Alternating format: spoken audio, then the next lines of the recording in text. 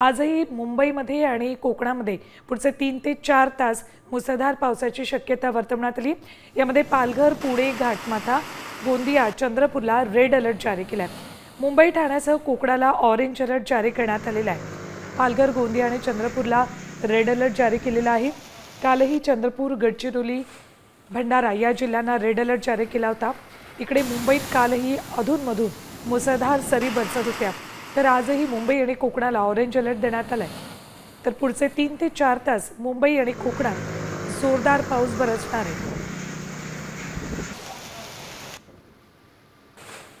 तर red alert कुठे बघा, पालघर, पुणे, घाटमाथा, गोंदिया, चंद्रपूर। ऑरेंज अलर्ट मुंबई, ठाणे, रायगड, रत्नागिरी, सिंधुदुर्ग, जळगाव या जिल्ह्यांना दिलाय। तर नाशिक, घाटमाथा, जालना, परभणी आणि सातारा घाटमाथ्यालाही ऑरेंज अलर्ट दिलाय। हिंगोली, नांदेड, अमरावती, वर्धा, नागपूर या मराठवाडा आणि विदर्भातल्या काही जिल्ह्यांनाही ऑरेंज अलर्ट दिलाय।